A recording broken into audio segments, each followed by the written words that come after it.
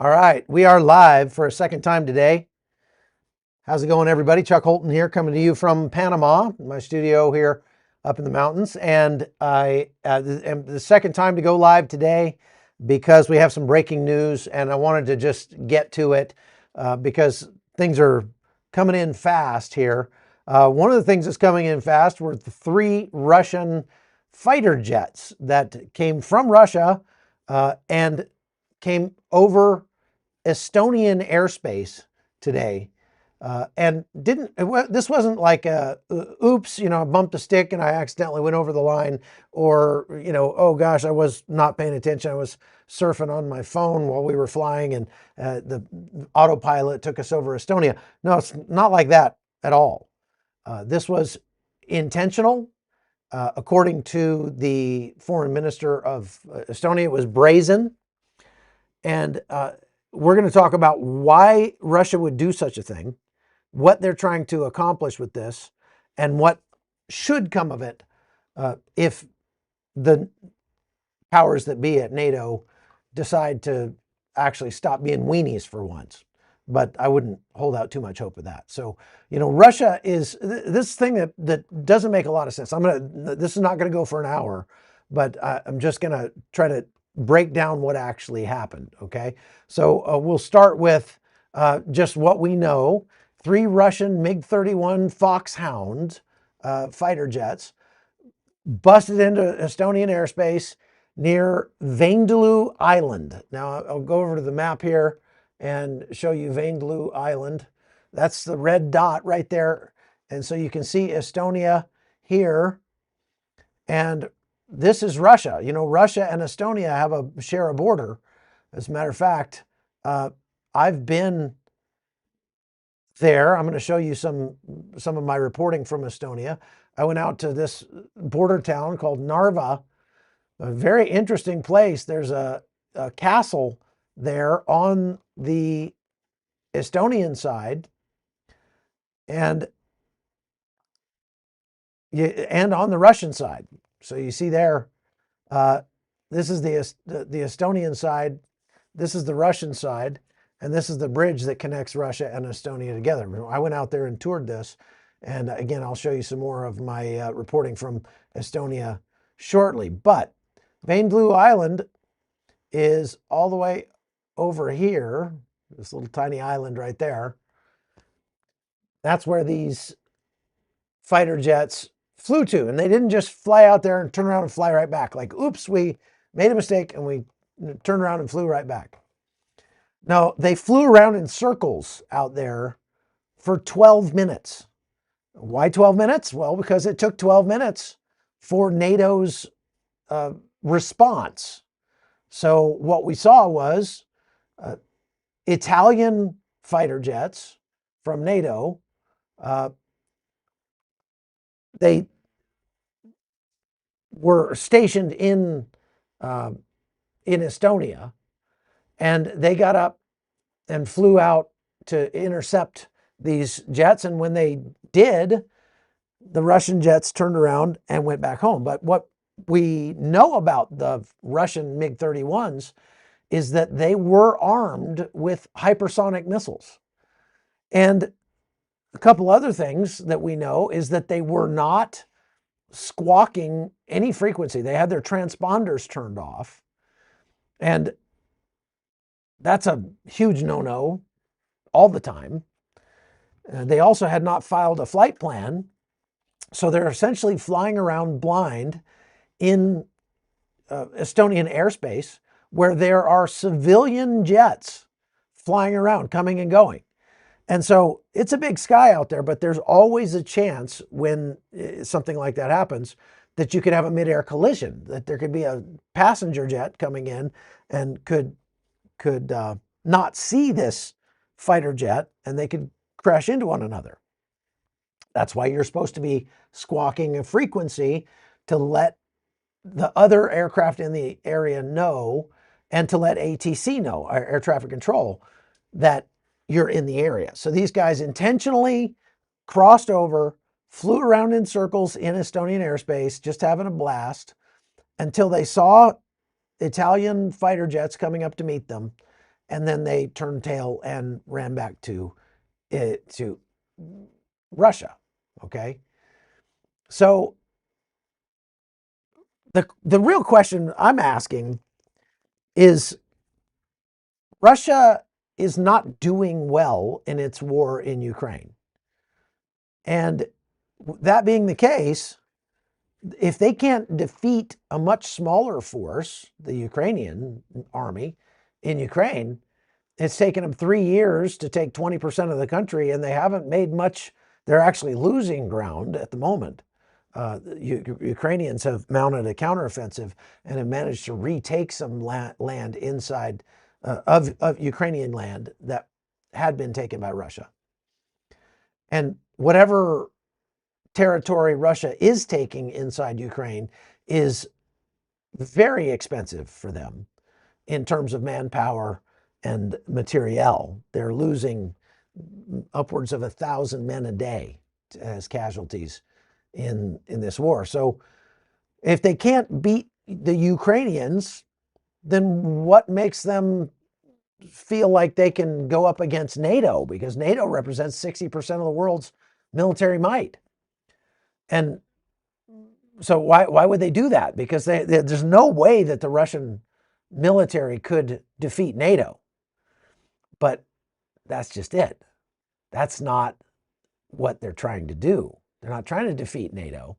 What they're trying to do is drive a wedge into NATO, and they're trying to make the NATO countries start fighting with one another about what they ought to do about these kinds of incursions.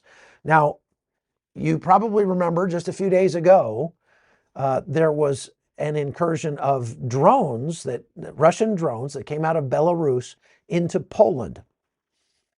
Since then, we've also seen drones in Lithuania and in Hungary, and perhaps Romania, maybe Romania. These drone incursions are, ones and twos. The big one in Poland was 19 drones. And again, they're not just barely coming over the border, oops, that's an accident and going back. No, they're intentionally flying into NATO territory. But probing NATO airspace isn't about winning dogfights. It's about creating a narrative. So at home, Russian media frames these incursions as bold fights against the aggressor of NATO. And it shows they're telling their people, this is evidence Moscow is not cowed by NATO. And even while its ground forces are bleeding out in the Donbass, this feeds the myth that Russia is still a global power that's capable of intimidation of the West. So for Putin, projecting defiance matters as much or more than the reality on the battlefield, because this is his battlefield. It's the information battle space that is the most important. Russia understands that. NATO, not so much. Now, NATO, for its part, has been condemning this roundly on social media. They've been saying, this cannot stand. We must do something, we must. And they've called another Article 4 meeting for NATO. Article 4 means we need to get together and talk about something serious. So they're calling another meeting, and they're probably going to issue a strongly worded denunciation of this incursion into NATO airspace. And that's exactly what Russia needed to know. See, every incursion is free intelligence for Russia. By flying with their transponders off, slipping into NATO airspace, Moscow is watching how fast do NATO fighters scramble, what altitude and approach vectors are being used by the NATO aircraft that are engaging them. What are their rules of engagement? Do they seem tighter or looser than the last time we did this? All that put together says this is cheap, relatively low risk in intelligence gathering. And it keeps NATO guessing. Think of it as, rattling the fence to see if the guard dog comes running or barks or if he's tied up or what. And that's a good word picture of what Russia is doing here. It also puts psychological pressure on NATO. See, Russia knows it can't beat NATO conventionally, but it doesn't need to. The Kremlin's entire playbook is about sowing doubt in this alliance between NATO countries. If a Baltic government looks vulnerable, if NATO, constituents get tired of constant headlines about scrambling to intercept the most recent incursion, if somebody in Brussels starts asking, is this really worth it to continue this war in Ukraine? That is a major win for Moscow. As a matter of fact, it might be their only chance of winning at this point. So even tiny provocations are meant to create political friction in NATO and get NATO at each other's throats. And it's working. Russia, and the last time when the 19 drones came across into Poland, what did President Trump say? Well, I've got his video here, what he was asked about it. What did he say? Listen. Drone incursion into Poland. Could have been a mistake. Could have been a mistake, but regardless, I'm not happy about anything having to do with that whole situation. But hopefully it's going to come to an end. So President Trump said, well, maybe it was an accident. The Polish government came out immediately and said it was not an accident. It's absolutely asinine to think that it's an accident. And I don't think President Trump is stupid. But I do think that he is not committed to actually going hard against Russia for whatever reason. I've scratched my head over this a lot because President Trump has every reason to go hard against Russia and slap more sanctions on them. Russia has been mocking President Trump for his entire presidency. President Trump has tried to be reasonable. He's tried to meet and use diplomacy. And Vladimir Putin intentionally kind of talks out of both sides of his mouth in order to continue to cause that friction, because that's how friction is caused. So President Trump wasn't the only one that was talking like that. Marco Rubio also was talking like that. I don't know if I have that video or not. Nope. I didn't get that one in there. But Marco Rubio, sorry, the war in Ukraine. Marco Rubio also, I thought I had that. I guess not. Also was saying, President Trump just wants the killing to stop. Yeah, no kidding.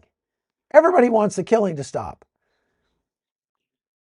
And President Trump is falling into the trap of there are two sides to this conflict. One side is completely non-reasonable. The other side is reasonable and willing to talk. Since I can't put any pressure on the unreasonable party, I'm going to put all the pressure on the reasonable party, even though they are the aggrieved party. They're the victim here. And it's been pretty disgusting to see the victim shaming that President Trump has engaged in throughout this war with against Ukraine, making it out like it's Ukraine's fault that Russia attacked them. And it's not. If Russia stops fighting tomorrow, the war will be over. If Ukraine stops fighting tomorrow, Ukraine will be over. That's how you know who's the bad guy and who's the good guy.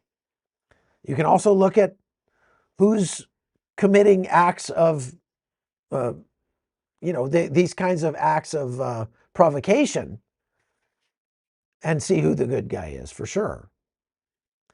Now, Moscow is just flexing its muscles here. And it doesn't have to commit troops. It knows that NATO's not likely to shoot down these aircraft. That's exactly what should have happened. Back in 2015, a Russian fighter jet flew toward Turkish airspace. And Turkey saw them coming and reached out to them on the radio 10 times and said, "You're approaching our airspace. Do not cross into Turkish airspace." And the Russian plane didn't answer.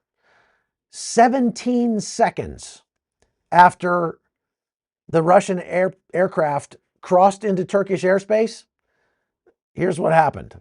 A fighter bomber was shot down at 6,000 feet. A Turkish TV crew filmed as it fell, perfectly positioned, it seems, to ensure that the world got the message. Turkey will not accept violations of its airspace. Turkey shot down that airplane in 17 seconds.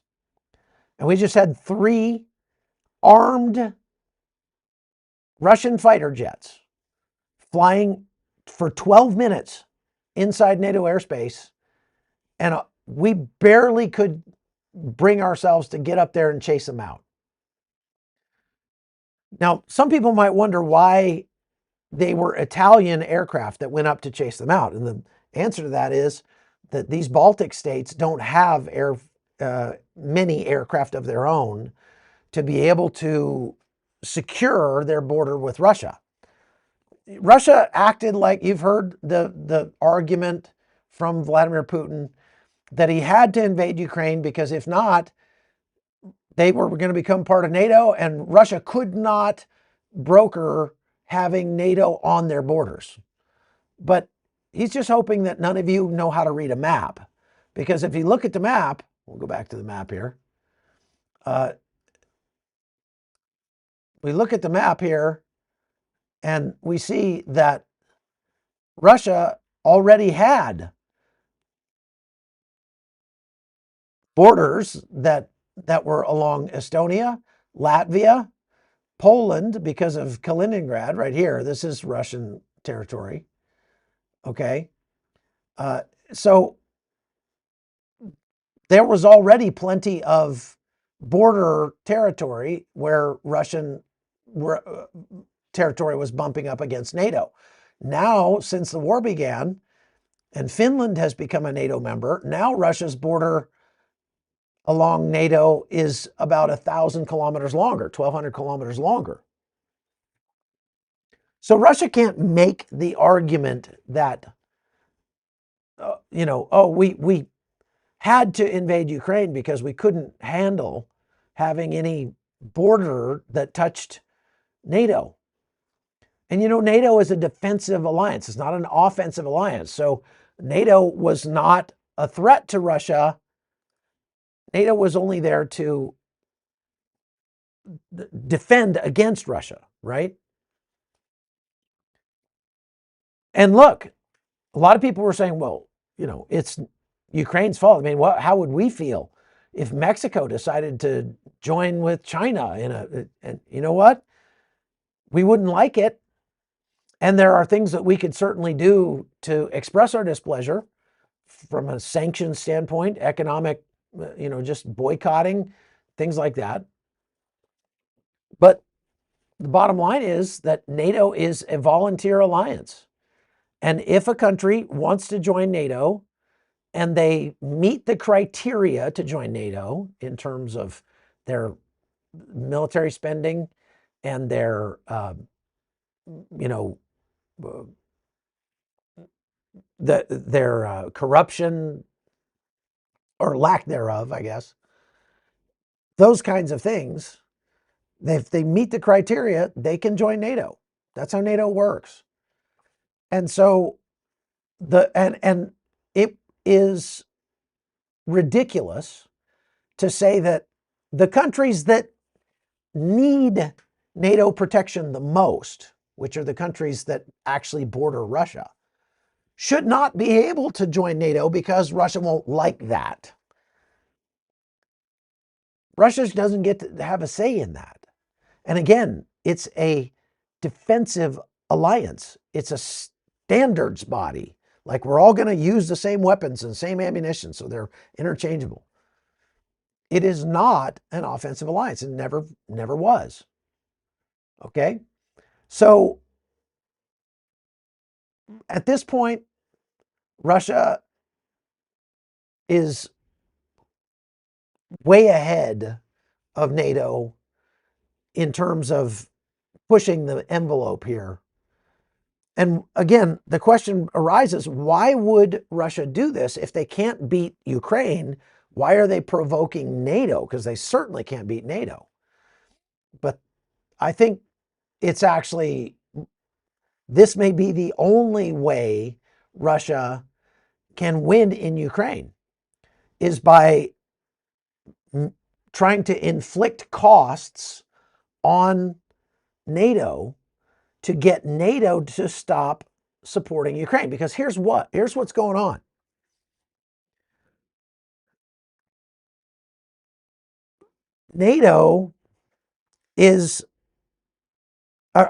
Ukraine is striking deeper and deeper and deeper into Russia. Every day, they are sending drones into Russia, sometimes missiles if it's close by, and they're striking critical infrastructure, especially their petroleum infrastructure. So if I have a video here of one of those strikes just to show you what that looks like. But every day, things like this are happening in Russia. Ебать! Снял? Офигеть! Now that's a Russian port, and it's one of the places where Russia transloads petroleum products onto their ghost fleet, which then gets sold to China and India and Turkey and other places like that.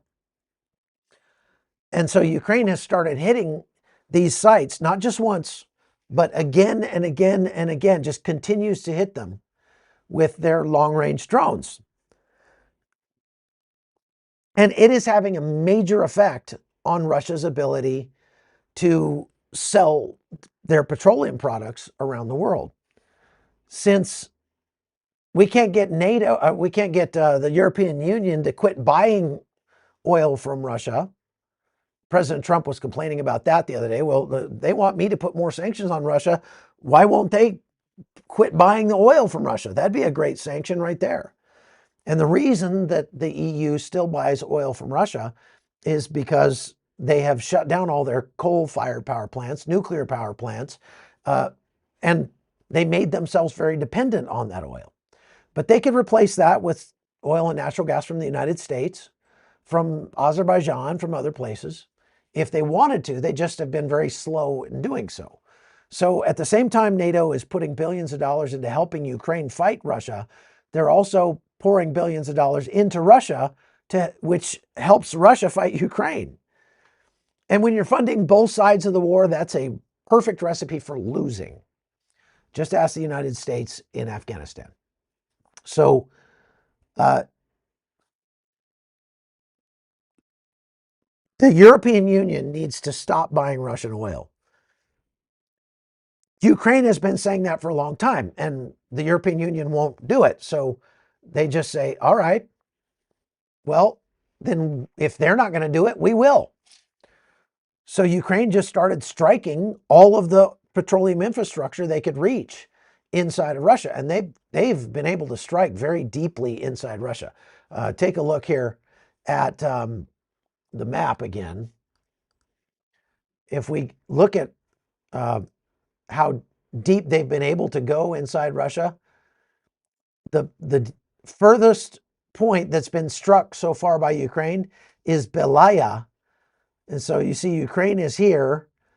All of this is Russia. And so this is 2/3 of the way across the largest country on Earth. And very soon, Ukraine will be able to strike them with much more force, because these drones only really carry about 100 pounds or so of explosives, which is not enough to, I mean, it can cause damage. It can shut down these refineries or whatever for a time, but it's pretty easily repaired, and then they're back up and running. So then Ukraine has to continue hitting them over and over and over again to make sure that they can't continue to operate. But Ukraine just announced that it has completed its new ballistic missile made completely in Ukraine. It's called the Flamingo missile. And this missile doesn't carry 100 pounds of explosives. It carries more like 1,000 pounds of explosives. And it will do a lot more damage. And it has pretty good range on it. So they're going to be able to really strike important places inside Russia. And Russia just is so big, it just does not have the ability to have air defenses everywhere. And so Ukraine's just going to be striking wherever Russia is not. Wherever Russia doesn't have those air defenses, those Flamingo missiles are going to start falling down. Now, some outlets are saying that this Flamingo missile could go as far as 3,000 kilometers. That's 1,800 miles.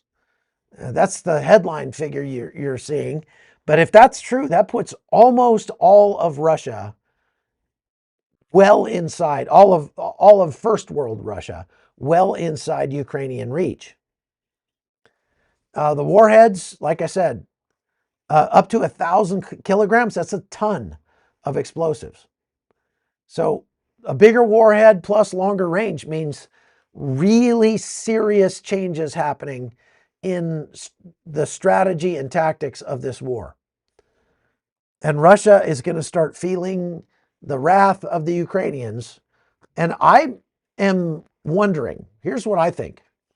I think Ukraine says they can make 7 of these missiles a day.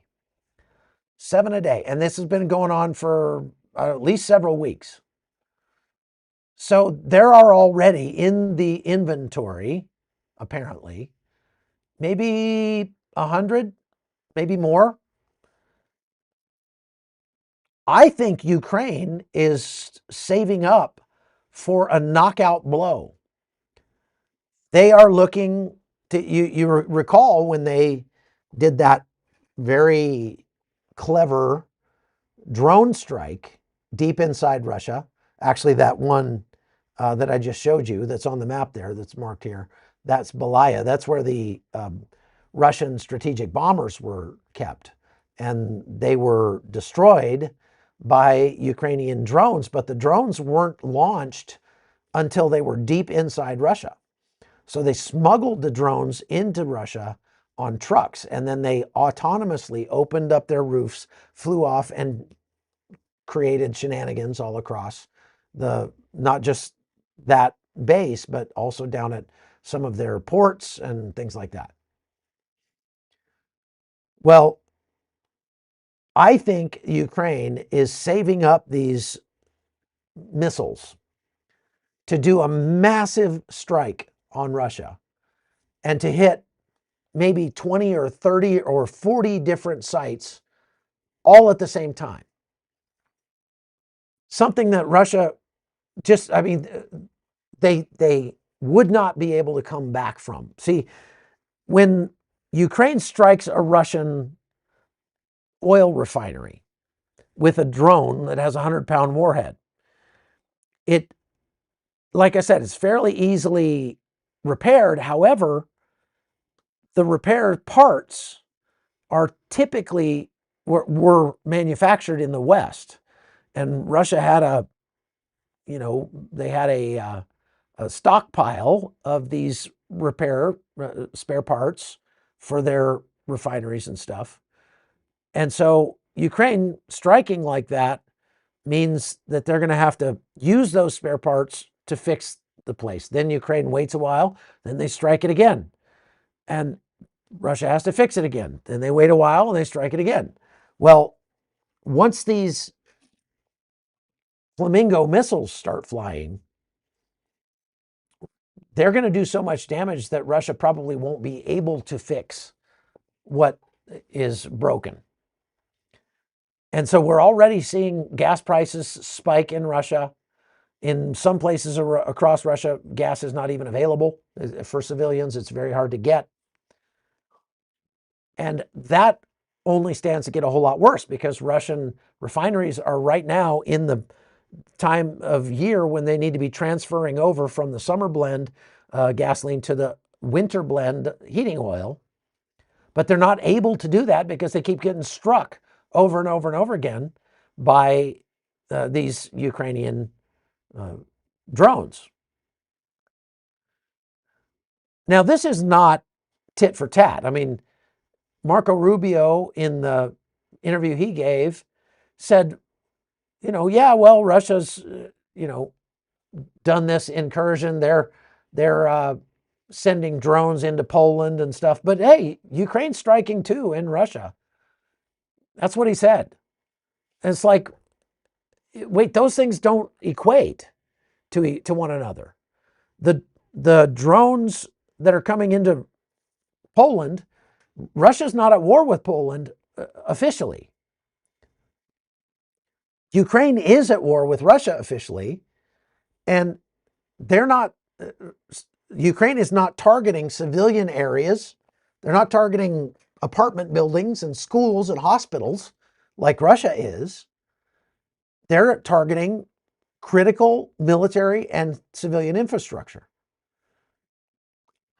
So it doesn't equate to say, well, yeah, Russia's flying airplanes and drones into NATO airspace, but, Ukraine's striking Russia too. That makes no sense. But this is how I noticed that poor Marco Rubio has got to do absolute gymnastics. He's got to do linguistic gymnastics to try to stick to the party line and not criticize President Trump and make it sound like everything President Trump does is perfect. Well, you've heard me praise President Trump actually on the last live I did today. I was praising President Trump for some things that he had done in the United States. But if President Trump does something that's stupid, we ought to be able to say that was wrong. And we ought to be able to try to hold to account our leaders rather than just blindly follow them like a bunch of cultists, right? So folks, make sure you hit the like button, and that tells the YouTube algorithm more people need to get shown this content. So I appreciate all of it. It's 2,000 people online, only 400 likes. So either you just forgot or you just don't like what I'm talking about. But if you like it, please do me a favor and go just boop the button there and get those likes up. That definitely helps to grow the podcast. Now, I want to show you this package from my last trip to Estonia, because if you look here on the map, Estonia is the northernmost of these three Baltic states. And on that same trip, I went to Poland and then Lithuania and then Latvia and Estonia and then Finland. So I covered all of this. And one thing I found was that Estonia was serving as a refuge for refugees from Ukraine, but also for refugees from Russia. That was the most surprising part, is that people were fleeing Russia to keep from getting sent to war, and people were fleeing Ukraine to get away from the war, and they were running into each other in Estonia. So take a listen to that package. The war in Ukraine caused the largest mass migration since World War II, with more than 7 million fleeing their homes.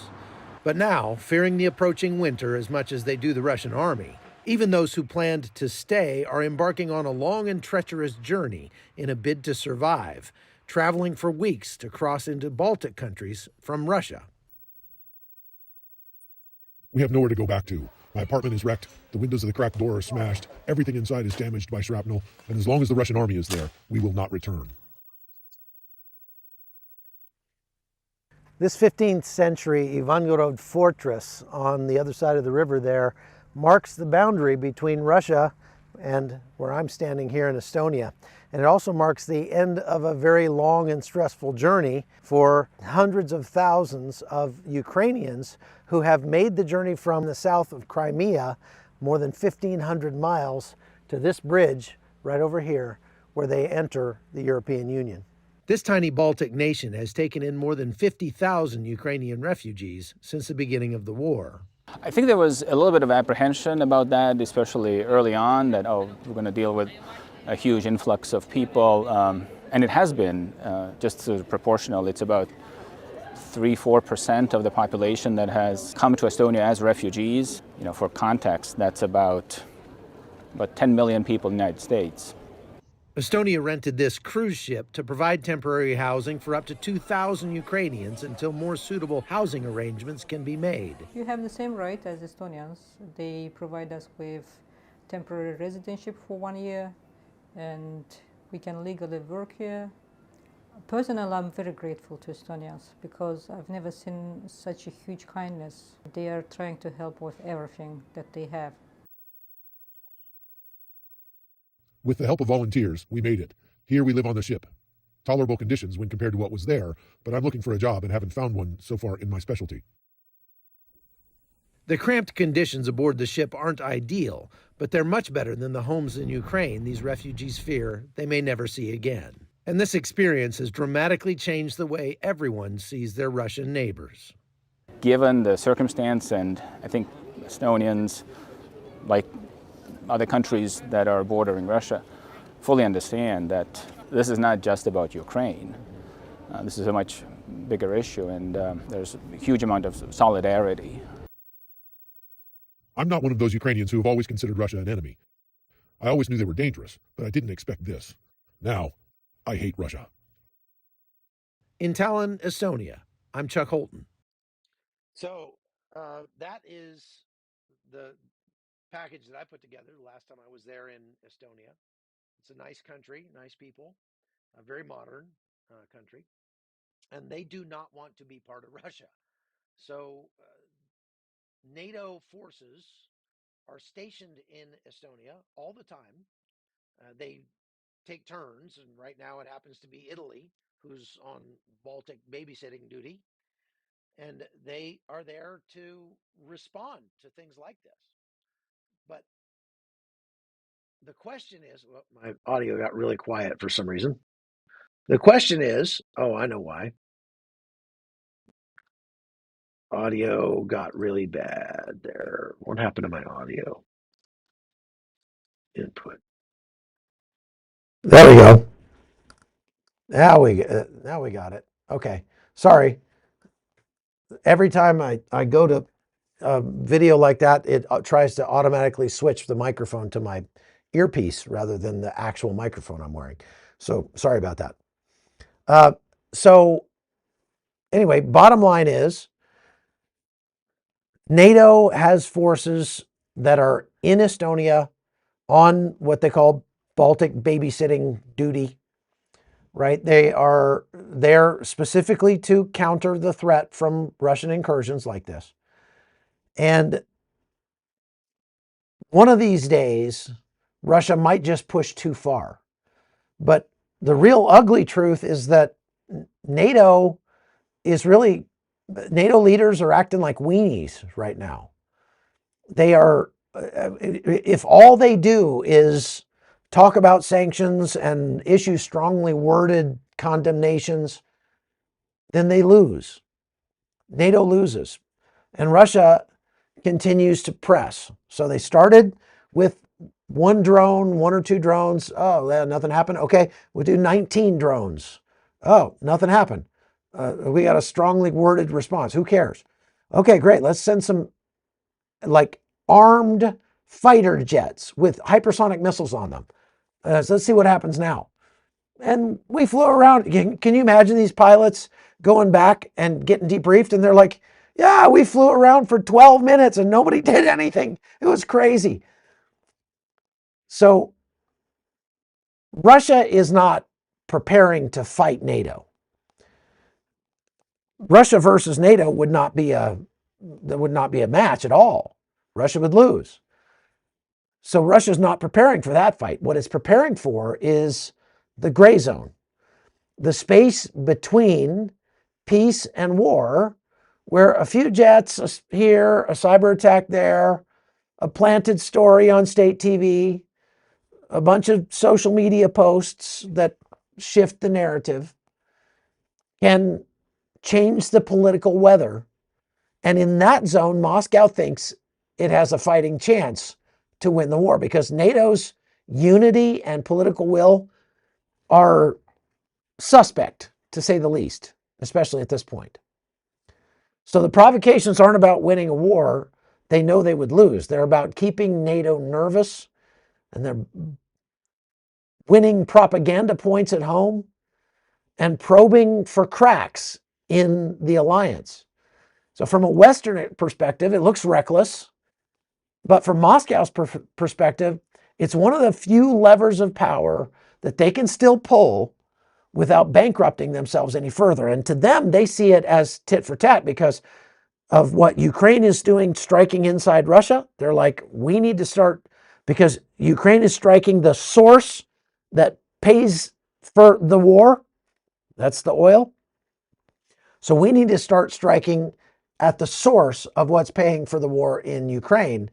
And that is in NATO. So if I think it's very likely you're going to see you're going to see more provocations by Russia.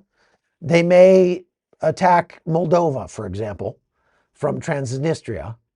There's already Russian troops in Moldova in the breakaway area called Transnistria. If we go down to the map here, we'll look at that real quick. So we go down to Moldova right here. So here's Moldova.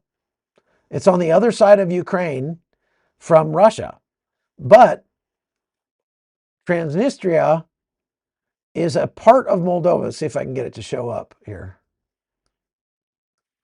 Maybe I'll have to actually...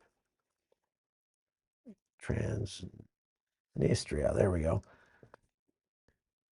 It's an extremely thin territory inside Moldova, right along the border here. Very, very thin area, but there are Russian troops there, stationed there. And so you might see an attempt to attack Moldova. I don't know. I mean, I'm just guessing at this point. Poland would not be a good place for Russia to attack. But what Russia's trying to do here is just drive a wedge between these NATO allies. That's all.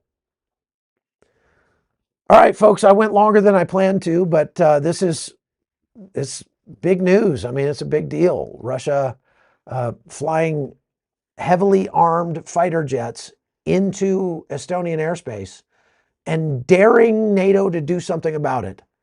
And then NATO's not really doing anything about it. So that doesn't bode well for this conflict. You could say that, it's Russia acting out of desperation. They feel like this is the only card they have left to play that might actually make a difference and get the rest of NATO to stop supporting Ukraine. But Ukraine has been slowly but surely putting together its own defense industry to the point where it can defend itself. It doesn't need all the military hardware from the West. It still needs money from the West, but NATO has money. And the European Union, even if the United States stopped giving money, but we haven't, the European Union could give Ukraine most of what they need. Most of what they need. Okay. Excuse me. So,